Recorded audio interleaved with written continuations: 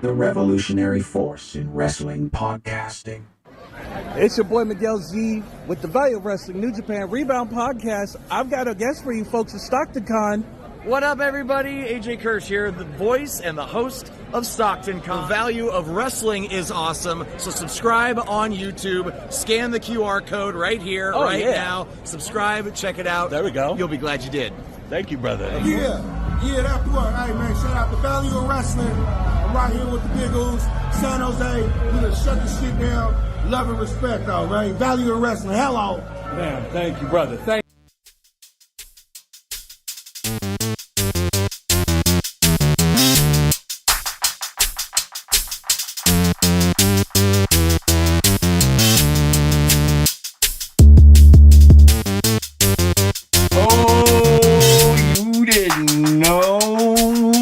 told you somebody would be here for your Wednesday night post-show review of AEW Dynamite. Looks like I'm going to fly this show a solo, not Sokoa, but just alone and do it all like I do it because I do it better than most. Ladies and gentlemen, this is Value Wrestling. This is your AEW Dynamite post-show review. I'm the big time. You know it. We know it. We're going to get into the show. We're going to talk all about it. And we're going to discuss all the little details because, well, that's what we do here. We talk about this show. Yeah. You know. Let's get this going. Let's get this right. Welcome to the show. Join in the chat. Join in the conversation. Let us know what you thought of tonight's show. We will see if you agree or disagree, but we're going to get into it. We're going to talk about it. We're going to get so in-depth into it. Anyways, we open the show with your newly crowned TBS champion. We're doing all the fallout for Double or Nothing, everything that happened. We're going to pick up the pieces. We know there was a lot going on tonight. We're going to hear from the TBS champion. We're going to address the Adam Copeland injury with the Elite, telling us what's going to happen with the TNT Championship going forward. We're going to learn more about who will be facing Swerve Strickland at Forbidden Door as we have a Casino Royal something match. I forget what it is. I thought it was a Casino Battle Royal match, but no, it turned into a Casino Gauntlet match. First to a win gets the spot. And a lot of other things happening on this show. But we're going to kick it off with your new TBS champion, Mercedes Moné. She comes out in the ring. The ring's decorated in balloons. She's here for her big celebration, for her big party, la-de-da-de. And Moné takes a mic in the middle of the ring. It's adorned with orange and red balloons.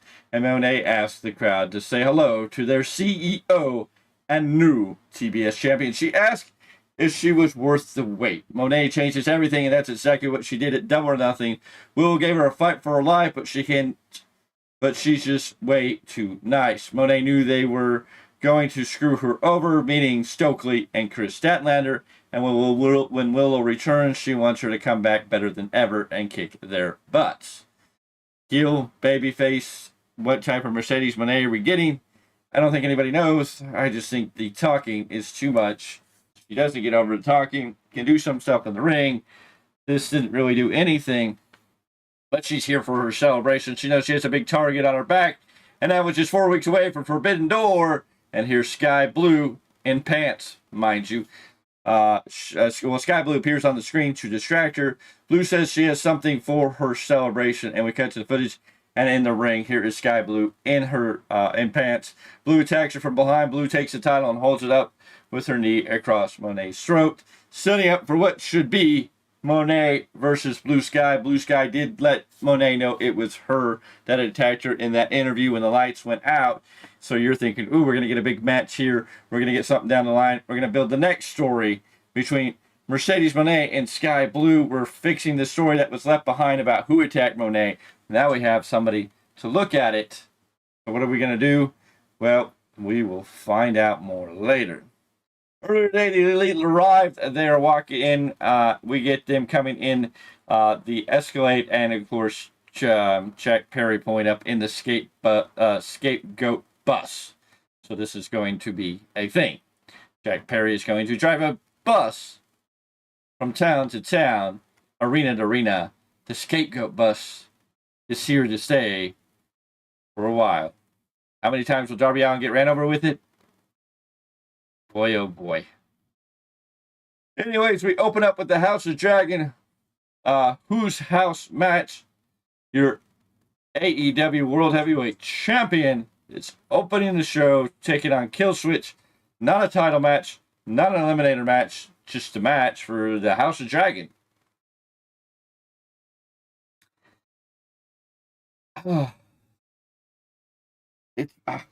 Why is the world champion opening this show? Why are we doing this to our world champion? Why wouldn't you book the Casino Gauntlet match here so whoever won that could come out later when you have the main event, Swerve versus Killswitch, and Swerve comes out on top? You can have that confrontation instead of reverse, making your champion feel less important than the winner. I'm going to talk about that when we get there. Swerve reverts early strikes, but Killswitch goozles and punches him backwards out of the ring, kick to the knees, and a short drop kick to the knees as Swerve tries to take the big man down. Neckbreaker connects for the champ, and he rolls to the outside with Killswitch still in a cravat. Neckbreaker on the apron to the floor. Rising headbutt from Swerve, who then climbs to the apron and goes for a kick, but Killswitch shoves him back into the buckle. He ducks a dive, and Killswitch chops Swerve against the barricade before both men roll back inside the ring. Thrust kick from Killswitch and some body blows in the corner before diving the knee into the back of the neck against the ropes. Killswitch ties Swerve up in the ropes. Again, chops him hard. Another wheelbarrow suplex connects, and Killswitch gets a chinlock to keep control. Swerve attempts a triangle choke, kicks Killswitch away and gets a flatliner out of it. The champ rallies with a diving forearm to the back. Swerve reverses a suplex and gets one of his own for a 2 count. Swerve gets caught with a nice headbutt and a choke slam 1-2. Killswitch heads to the outside, grabs a chair, but Nana pulls it away. Swerve with some kicks and Swerve stomp off the apron to the floor. Swerve sends the buckle. Killswitch sits up though. House call attempt caught. Choke slam and a standing moonsault get 2 for Killswitch. Extinction attempt avoided German by Swerve. House call. It's not over as Swerve climbs the buckle. Swerve stomp for a 1-2.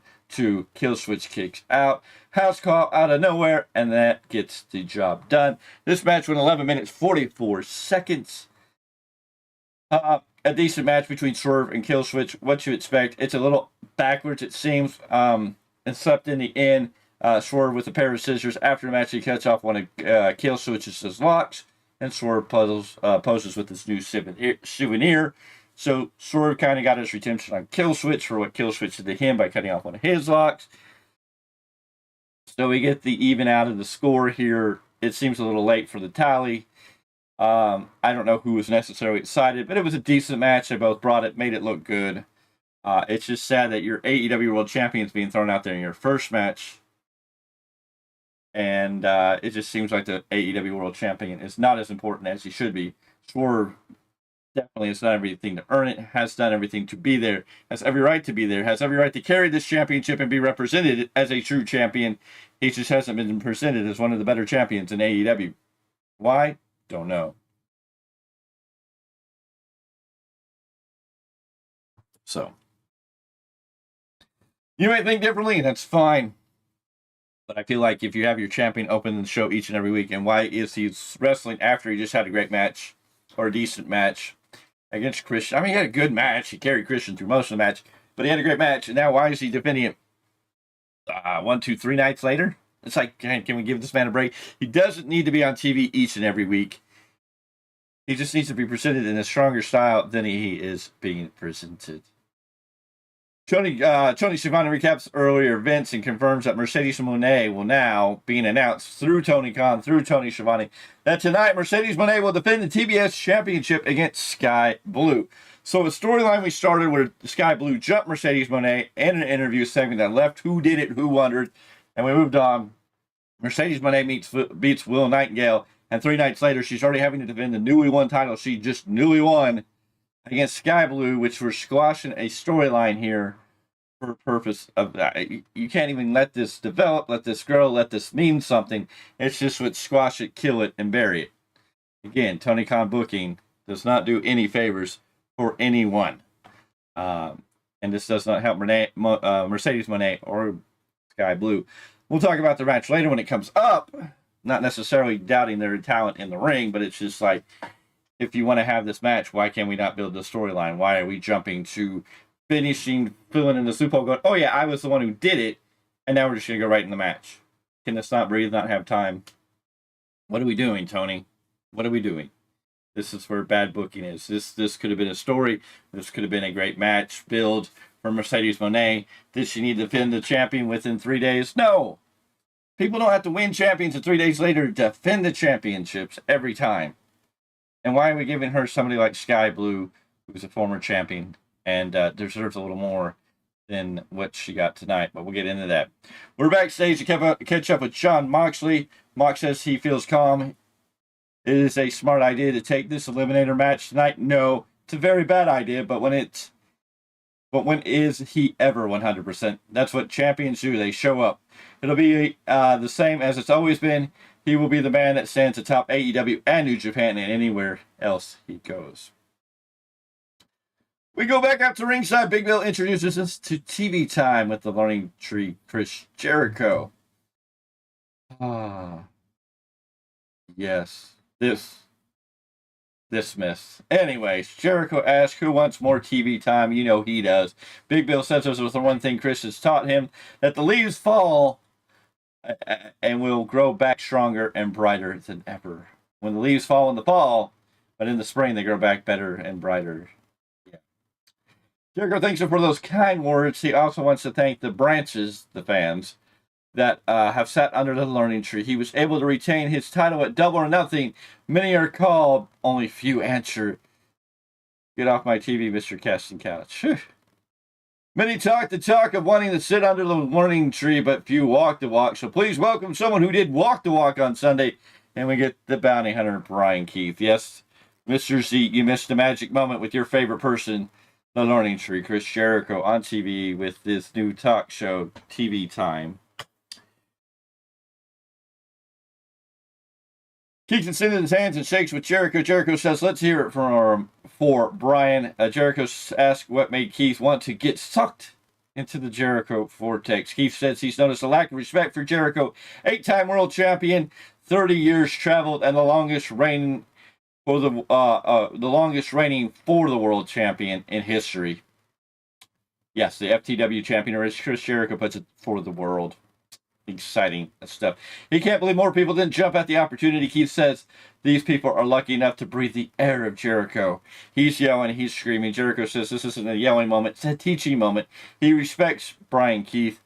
He respects Brian Keith, and Brian Keith is a bad apple. Big Bill chimes in and says he's a bad apple, and Jericho goes, well, and the bad apple doesn't fall far from the learning tree. It's okay. You could vomit here. And we can move on. Sad day. Hook's music hits. And out comes Hook.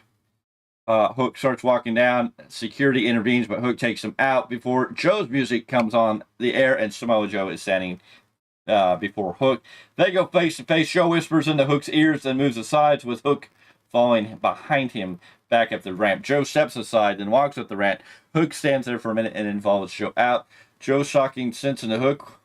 What is the future for Joe, Samoa Joe, and Hook? We're going to have to wait and see what is going on there, why we're doing this. Hopefully this is beneficial. Hopefully this is something that's going to be good for Hook. I don't know. Jericho with this title is a mess. This is just everything about this is a mess.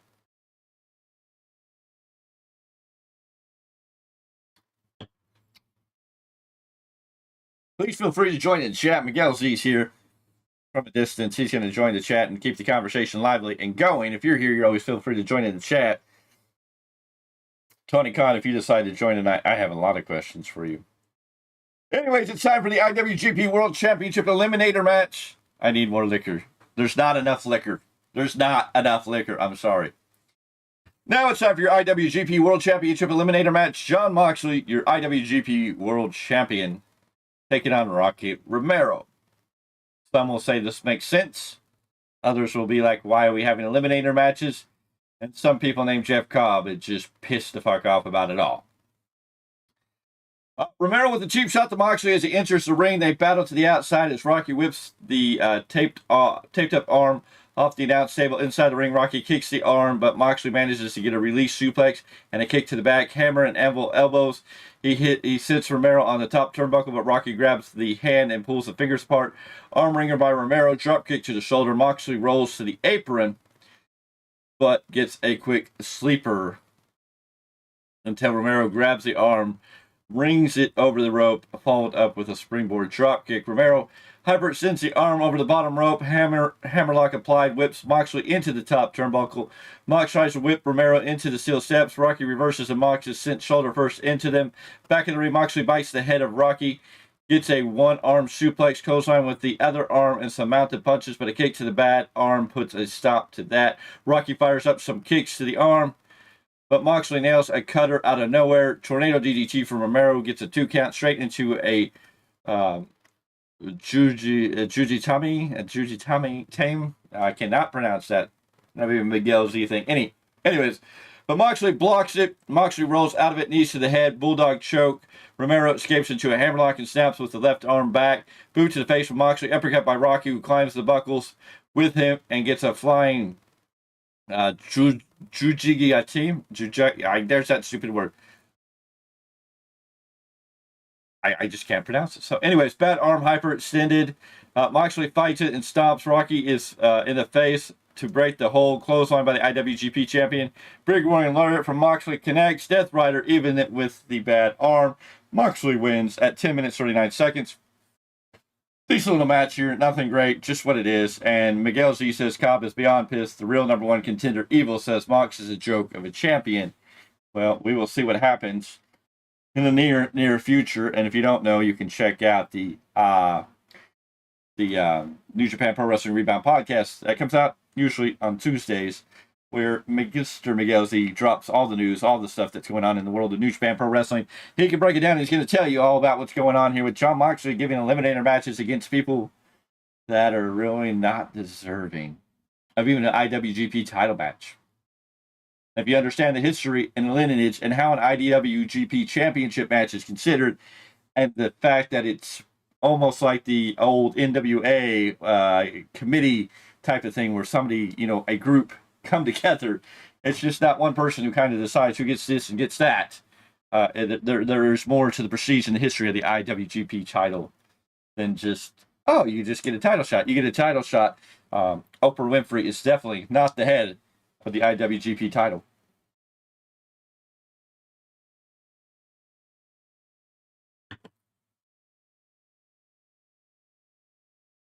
I'm kind of waiting for Miguel to see if he pops on that status notice. Renee Paquette tries to get a word from Samoa Joe and Hook. Joe says that truly dangerous men exist on their time, on their own time, on their time. We have Don Callis. He's making his way to the ring and has something important to tell us. Callis holds something more valuable than gold or diamonds. Is it a contract to work with the Don Callis family? Yes. And that's what a lot of people, some people in New Japan, are not happy about because they don't understand why people are getting eliminator matches. There's more to the IWGP title than it just being a world title. The AEW world title, Tony Khan is completely behind the AEW world title. He kind of gets to decide who gets a title shot and who doesn't. He gets to make up the reasons, whether it's a rankings-based issue or it's just because that's what Tony Khan wants to do. An IWGP title, much like the NWA world title, the 10 pounds of gold in its heyday, there would be a committee, and people would really have to work and show that they're worthy of getting that title shot. These titles weren't just handed out to anybody. You really had to show your prestige and show your work ethic and show that you deserve to not only get a title shot at the NWA World title, but to even wear it. You had to have a lot of people that were supporting you, and that goes the same for the IWGP title. There's a rich history there that I'm sure Mr. Miguel one day will probably sit down and explain to the world, especially since it seems right now the IWGP title, in some view, some eyes, some people are looking at it as being used as a joke, or being brought down from the high level of prestigiousness that had been built around it over the many, many years that the titles existed. So maybe Mr. Miguel Z will either give us a New Japan Pro Wrestling Rebound podcast on that, or maybe he'll give us a breaking, a special edition where he breaks down the rich history of the IWGP title and why it's so important, how that title is passed on, how it's decided who gets title shots at that, how that really works, and why a lot of people seem to be upset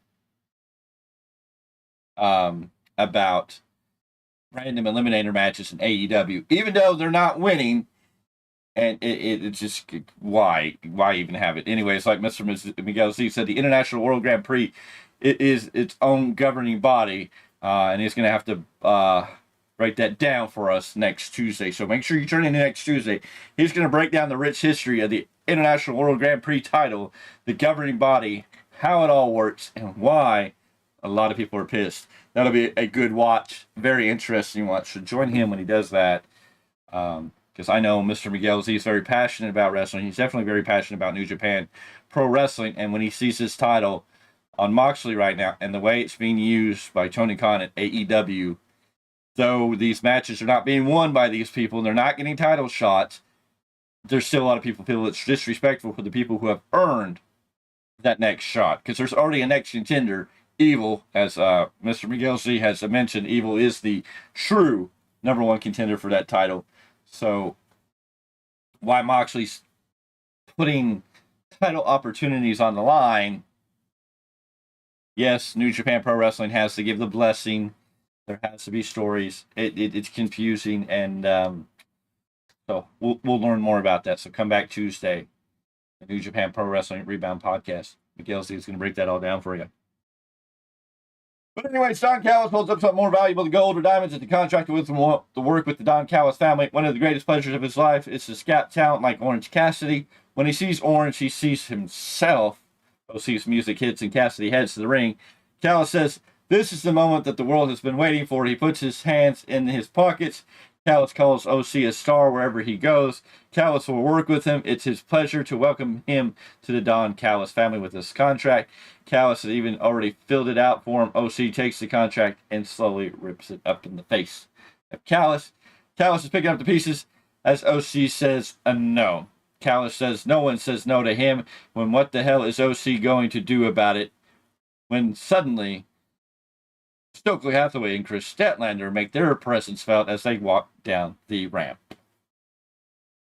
Chris Statlander, Stokely doesn't like a single thing about OC, and he's just like no Willow Nightingale. So Stokely gets on the mic and says he doesn't like a single thing about OC and compares OC to Willow Nightingale. Statlander says on behalf of her friends, she hereby accepts the contract for the Don Callis family. Trent Beretta appears in the ring in the back behind Cassidy. Now he jumps Cassidy. Trent raises down right hands on Orange, screaming, "I hate you." as he does so. Callis pulls Trent off of OC but backs away. Trent stretches out the arms. Callis and Trent give the people what they want. They hug in the middle of the ring. Callis races the hands of Trent and hugs him again as Orange Cassidy lies bleeding on the mat. Callis starts putting the boots into OC2 before they both leave. So, Trent Beretta is now part of the Don Callis family. Maybe this will give him something. I guess we're going to continue the Orange Cassidy-Trent Beretta feud. Again, Trent Beretta's lost twice to OC. What's the point? Hopefully they'll take Trent Beretta in a different direction with Don Callis at the helm. But it's going to be hard to say. This is all floppy and confusing, and it's just unnecessary. Too many heel turns in this short little segment, as we know, because Chris Statlander turned heel, aligning with Stokely Hathaway, and Trent Beretta turning heel and aligning himself with Don Callis. Orange Cassidy not going heel, not aligning himself with the Don Callis family, and this was just a confusing storyline. Why we're still having Orange Cassidy and Trent Beretta go at it when Orange Cassidy's beat Trent Beretta twice in a row now. I hope we don't have another match coming up at Forbidden Door with these two. Maybe it'll be a tag team match where they bring somebody. I don't know. It's very confusing, and it's just like I don't care anymore about any of it. It's announced that Will Ospreay will defend his AEW International Championship against Kyle O'Reilly on Collision. Congratulations, Kyle O'Reilly, who I don't know, did he win a match? I thought the last few times he was losing matches. Anyways, he's going to get to face Will Ospreay for the International Championship. What he's done to deserve it, I don't know. At least in the AEW recently since his return. You got to explain that to me. Rankings matter, don't matter. What happens here? But Kyle O'Reilly Wednesday or on Sunday or Saturday. Excuse me. God, I just want to throw dates out. Anyways, Saturday, Kyle O'Reilly will get to take on Will Ospreay for the AEW International Championship on Collision. There you go. Get that grind in. Renee Paquette's with Daddy Magic and Daniel Garcia. Garcia says this place is full of killers. He feels like he's trudging through mud. He needs to take those muddy boots and drag them towards the International Championship.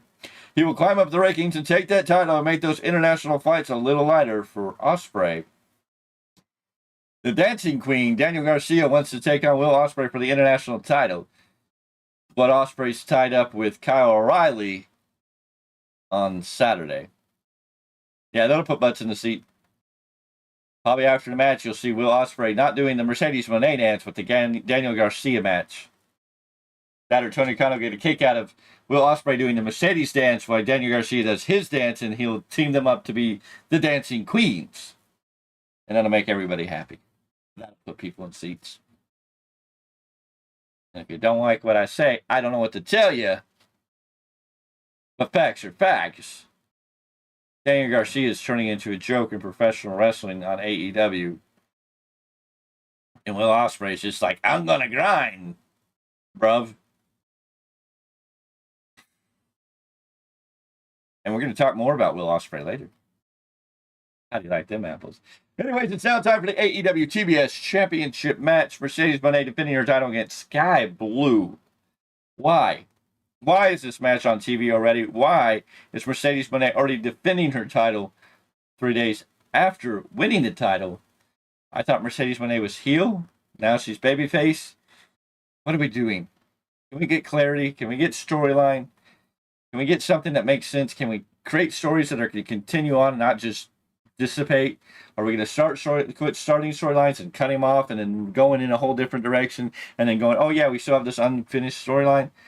Too much confusion. Anyways, Moné takes Blue corner to corner, bashing her head against the turnbuckle, patting knee to the jaw, and a Mexican arm drag connects. Tilt-a-whirl head scissors from the champ as Blue recuperates on the outside. Sliding kick and immunity aura off the apron, cover for 1, 2. Suplex attempt blocked. Small package from Blue for 2. Kick to the side of the head from Sky, and she gets a draping net breaker for a 2 count. Sky drives the boot into the throat of Moné. Rear chin lock applied, but Moné gets to her feet and backs her into the corner. Basement dropkick, but Blue comes back with an enziguri 1, 2. Chin breaker from Moné helps her escape from another hold. Leg scissor from Moné sends Blue face first into the middle turnbuckle. And a running Meteor backstabber gets 2 for Moné, but Blue with a cheeky Nados.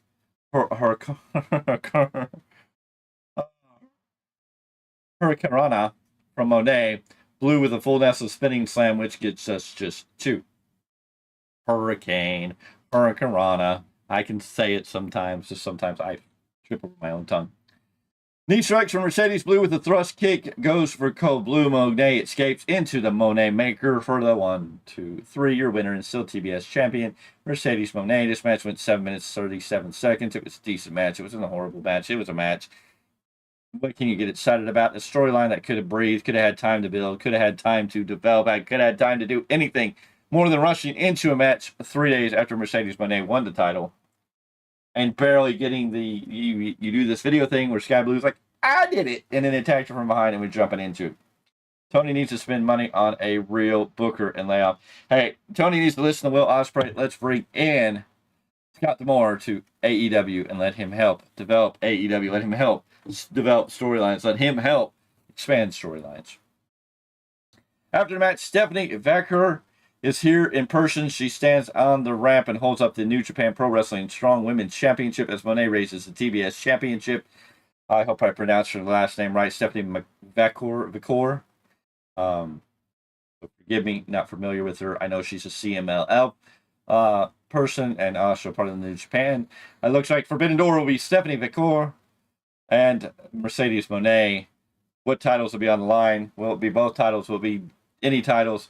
We'll have to wait and see. Lots of fun here.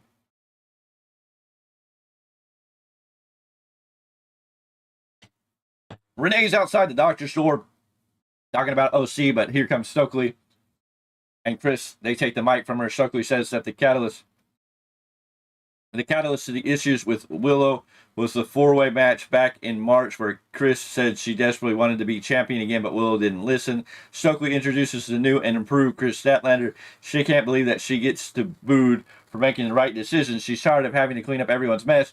She's done being the protector. Now everyone will need protecting from her. So we continue the storyline of Chris Statlander going heel. Stokely Hathaway, we're filling in time. We'll have to see where this goes.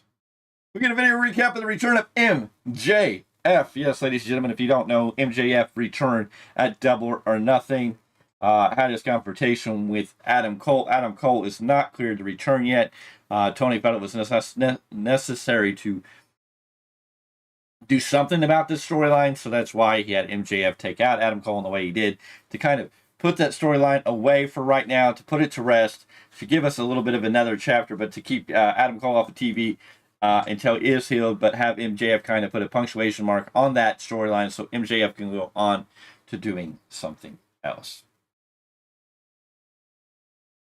But we get a video recap, not just the return of MJF Dayman, but MJF the Legacy. The narrator takes us through a whistle stop tour of MJF's greatest hit. We head back to the ringside, and everyone is expecting MJF to come out now. But we get the beautiful music of the Elite. Nicholas and Matthew make their way down the ring. They get halfway down. They flip the coin. Here comes Okada. Following suit, and Jack Perry completing the picture as he comes down to the scapegoat. CM Punk chants going down when Okada takes the mic, and he tells everyone to shut up, bitches. Jack Perry takes the mic and says the Elite run this shit. Tony Khan and Kenny Omega handpicked their dream team, and they pulled out the stops, even setting him on fire. But Perry took his piece of the dragon when he pinned Bryan Danielson. Nicholas says it's been a fantastic week for the Elite with the Reebok pump out now. The Bucks have gifts for Okada and Perry because of their efforts on Sunday. They have a fancy Lamborghini for Okada, and Okada's like, oh my god, oh my god, oh my god, oh my god. Okada mocks crying. He says, I love you guys, and drops the act with a deadpan face. Matthew Jackson informs us about Adam Copeland was badly injured. Matthew says it's his fault because as Adam was coming out to the ring, he told him to break a leg when he was backstage before the match. As the EVPs, they have to make the tough decisions, so Adam Copeland is hereby stripped of the TNT title. So no announcement of an interim champion, which is good. We're not doing that. I talked about that earlier on a Big Time Rant. Are we going to get an interim champion? This has been Tony Khan's regular thing, but then when we found out the Elite, we're going to introduce this situation. It became very apparent what was going to happen here. But the network needed a new champion, and I know just the guy. After the biggest pinfall victory of his career, they presented a new TNT championship to the scapegoat, Jack Perry. And this is what I figured as we were going into this. This is how this is going to play out. I figured this is when Tony Khan needed to come out and be like, no, we're not going to do this. Well, we didn't get Tony Khan. We got a rehired Christopher Daniels. and we got our interim. You thought we were going to get away with it. You thought when they were going to give the TNT champion to Jack Perry, and not put the word interim in there, you thought we're all going to get away from anything being interim. No, we got Christopher Daniels, who's just been rehired or put in the position of interim vice president by Tony Khan. Which means that the decisions he makes come straight from the top. They come straight from Tony. Daniel says, we're not just giving the TNT title away. Perry will have to earn it. They will have qualifying matches over the coming weeks. No seconds, no managers, no outside interference. The vacated TNT title will be fought for at Forbidden Door in a ladder match. The first match will happen this Friday on Rampage. Who was it between? We didn't get any idea. We didn't get any information. Matthews wants to go and tell CD how happy they are to have him back in AEW. But, and of course, CD, Christopher Daniels says, no, you'll direct me by my given name, Christopher. Then the Elite decide that they're going to go out and attack Christopher, and then the music hits, and here come the Claim and Daddy Ass. There's your real team, AEW. There's what gets you excited about watching AEW. When the Acclaimed and Daddy Ass come out to confront the Elite.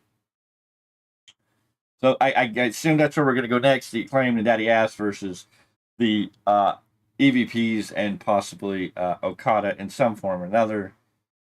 We'll probably see that next Dynamite. Don't get too excited. I can't even get excited about it. It's a damn shame. We're going to get the Acclaimed and Daddy Ass out here who feel less important than anything. They were on the 0 hour last week, and now they're trying to fight the biggest heel team, heel faction, heel group in AEW, even though it doesn't feel that impressive. Again, it feels like Uncle Scrooge and Huey, Dewey, and Louie to me. We go backstage and Swerve circles with Prince Nana, who says nobody can see him in that ring. Swerve had to give Killswitch a kill shot, so he took his hair. Swerve says there are some nice surprises lined up for the Casino Gauntlet, who will be stepping into whose house? Swerve's house. He'll be watching. We did a graphic that MJF returns next week on Dynamite. Then we get a video package of Roosh. And he congratulates NBS on his return. But remember, if you mess with the bull, you get the horns. And then turn in the fact that we're going to get Roosh versus MJF next week. Bet you're excited for that one, right? That just gets you the tingle. That gets you all happy and excited. Right, Mr. Z? You're excited to see Roosh against the returning MJF.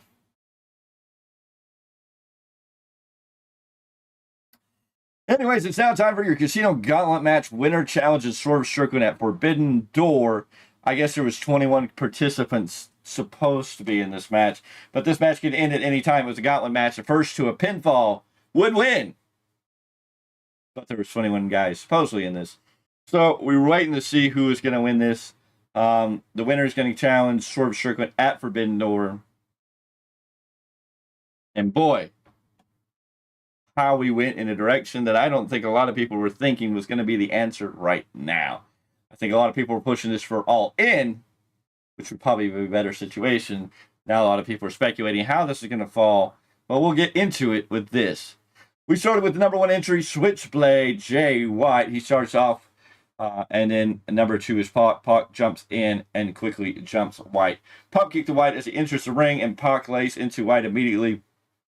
White says White still has his ring jacket on, which Pac uses to choke him out. No disqualifications in this match either. As we were told, anything goes in this match. Pac runs White into the barricade and bounces his head off the apron. White fights back with chop head scissors from Pac, sends White back outside again. He hits a twisting dive to the floor, back inside as a shotgun chop kick gets 2 for Pac.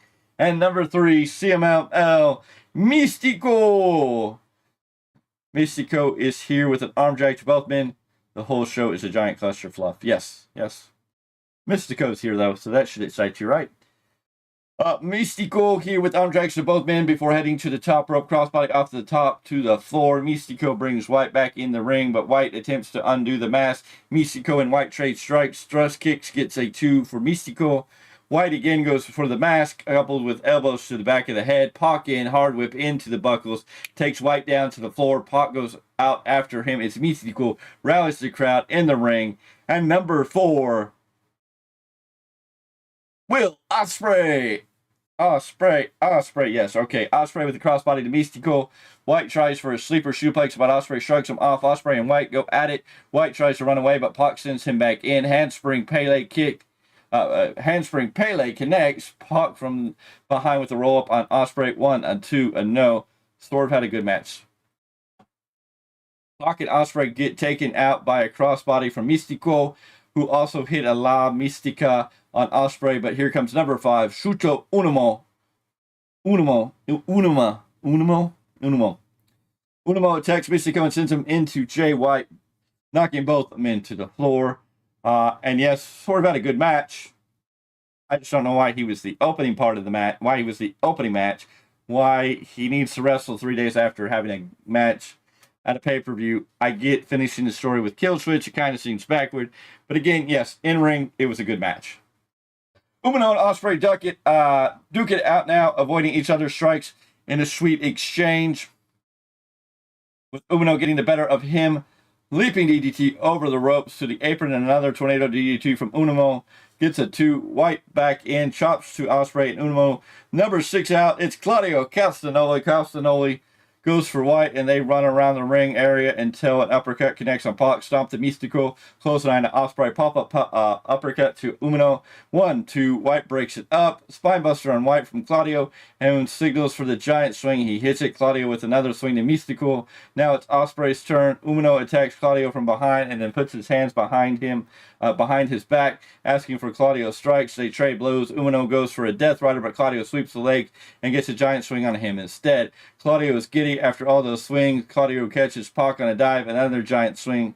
Claudio goes for a giant swing on Bryce Remsburg to a huge pop. And then number 7, the return to AEW, Lio Rush. Yes, Lio Rush is back for at least tonight. Lio Rush faces off with Claudio. Well, we get some serious speed here. Handspring kick sends Claudio to the floor. Rush with an enziguri to the face of Umino, and they get a double clothesline, only for Claudio to come back in with the double clothesline and take them both down.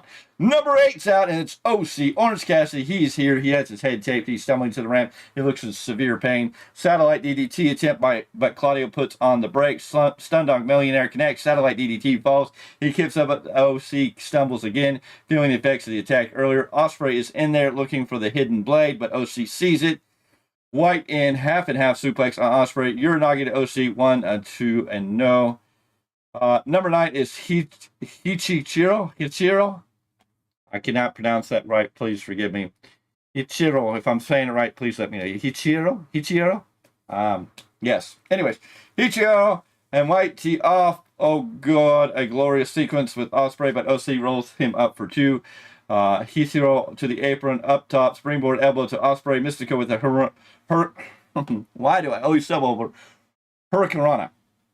To Hichiro now. Lio Rush, suicide dive. Hichiro,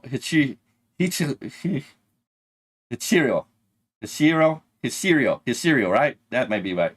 Hichiro. This is the same Mystico with the deja vu to Claudio, diving Hurricane Rana to the floor. Orange punch to Umino. Pac escapes a pinfall attempt from OC. Hey, don't get mad at me. I can't say the name. I'm not familiar with all these names. I'm doing my best. Pac escapes a pinfall from OC. White misses a Blade Runner on Pac, but here comes Juice Robinson to push Pac off the turnbuckle. Juice Robinson is not in the match. Sleeper suplex on OC. Ospreay with a hidden blade to White, but OC reverses the Stormbreaker. Oscutter from Ospreay on Orange Cassidy for the 1, 2, 3. Your winner and number 1 contender, and the man who's going to face Swerve Strickland at Forbidden Door, your international champion, Will Ospreay. Hichisero? I think Hichisero. I don't know. I didn't really. They said it, but I didn't focus on it. So I'm doing my best. Match 122 minutes, 11 seconds. Will Ospreay wins. Some good sequences in one of these matches. This is one of those cluster fluffs of a match. It's hard to keep up with. Hard to say it's good, it's bad. It is what it is. It's not always the prettiest thing. But I think it definitely did it. But it's very confusing. Of course, after the match, Swerve Strickland makes his way onto the stage, lock eyes with Ospreay. He heads down the ramp, climbs in the ring, and smiles at Ospreay, points at the world champion on Swerve's shoulder. In our closing moments, good night, everybody. And that is the show. That is your AEW Dynamite post Double or Nothing. we are jumping immediately into Ospreay and Swerve Strickland, International Champion, versus the AEW World Champion. I'm afraid this is a little too early. Ospreay at All In would have been the right story. Now, I know a lot of people are going to say that Swerve's going to beat Ospreay in the first match. To continue to story All In, I just don't see that. I don't see how you let Ospreay get beat by Swerve Strickland. Whoever beats Ospreay needs to be undefeated, and whoever beats Ospreay is going to be the man that needs that, or it's going to be somebody big. Maybe an MJF beats Ospreay, but whoever beats Ospreay needs to be big. And as much as I love Swerve and love to see Swerve continue as a champion, I don't know if Swerve. I mean, maybe it'd be beneficial for Swerve to beat Ospreay in the first one just to give Swerve credibility as a champion. But the way he's built and the way they're booking Ospreay, I think Ospreay is going to beat Swerve Strickland. Hopefully, this means that Ospreay beats Swerve Strickland. They combine the international title with the world title, and we get rid of one title. It does nothing for Ospreay, and I don't know how you justify Ospreay getting another shot at Swerve when you've never brought back contenders like that to get another shot. I just believe that we're going to move off the Swerve. Ospreay's going to win it. Ospreay will go into a big match at All In. Who will we be facing? Are we going to rush Ospreay versus Okada? Is that what we're going for? Who knows? Maybe we're going to get rid of all these extra titles. Who knows? Maybe the international champion, Will Ospreay, will beat Swerve Strickland, combine the AEW World title with the international title, and then go face Okada for the Continental title at All In. Win that match, combine that title and the world title, and we'll get rid of some of these flaky titles. I don't know. But Ospreay versus Swerve Strickland at the end of the month, at the end of June 30th, in New York. Ospreay is going to. I don't see how you have Ospreay lose. I just don't. I'm sorry. Anybody's out here listening and they have a difference of opinion. I get a lot of people want to say that Swerve will beat Ospreay and Ospreay and Swerve will have a rematch, but we don't see Tony Khan do that stuff normally. You either win or lose and then you move on. So it's going to be interesting. And why Ospreay's got the number one contendership against Swerve, he's going to go fight Kyle O'Reilly, and then Daniel Garcia wants him in that international championship. So unless Ospreay drops the international championship, which would be very confusing, so could Ospreay drop the title to Daniel Garcia? Would that do anything for Daniel Garcia to take the undefeated streak of Will Ospreay? And would that make Will Ospreay look strong going against Swerve Strickland at Forbidden Door? 30-minute in it overrun, Oscutter, Hidden Blade, Stormbreaker, 1, 2, 3. It's interesting. I don't know how it's going to play out. I don't know why it's going to play out. I don't know why we're even here in this place, in this time, in this moment, looking at this. I thought this was an all-in match, but we're getting it at Forbidden Door. I guess maybe they're going to pull the trigger on getting the title off of Swerve. It's the only reason I can see. This show was average. There wasn't anything great. It wasn't just horrible. There's some things that don't make sense. But yeah, that's where we are, and that's what we're doing. I mean, we're setting stages for some matches. We'll see how excited we get for Forbidden Door. Right now, it's kind of like, yay. That's exactly what it is. Anyways, ladies and gentlemen, I do thank you for joining us. Thank you for joining in the chat. Tony can't book. Speaking of that, why isn't Tony here defending his booking? Tony can't defend his booking. Not now. Not now. Anyways, ladies and gentlemen, we appreciate you for being here. We thank you for always joining in. Make sure you hit that like button. Let's get this likes up there. If you're watching this later, drop your comments, your thoughts in below. Do you agree, disagree with anything that was said on the show tonight? Make sure you ring the bell for notifications. If you're brand new here, hit that subscribe button. We're working our way to 500. We need your help and support to get there. Check the description box below. You can help a value friend of the Value of Wrestling named AJ Kirsch in his attempts to become number one in the Mr. Fitness and Health.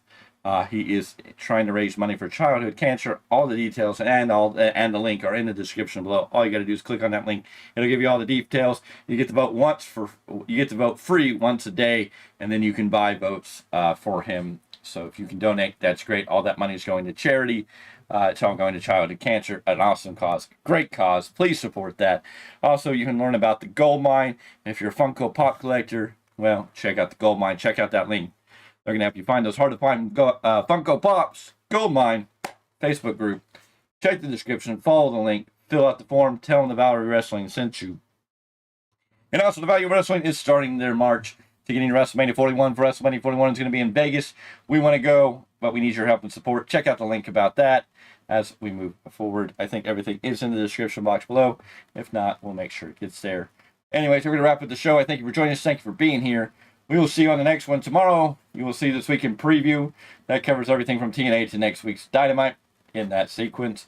And then Friday, there will be a review of SmackDown. It won't be a live review. Sorry to this point, life has happened and other things will be going on. And then Sunday at 8 p.m. Pacific Standard Time, the weekly Roundup podcast will take place with me, Mr. Paulus Clark, and Mr. Miguel Z. We'll all be here to talk about This Week in Wrestling. We'll probably debate a little more about this. We'll talk about it all together and go into it and so much more. So make sure you ring the bell for notifications. Always new content, new videos coming out. Look every day for your short feeds of this date in wrestling history. Learn something about what happened in this very day in wrestling history. Today's date, May 29th, it's already up. Go check it out in the short feed. I thank you for being here. I thank you for staying. We hope to see you on the next one.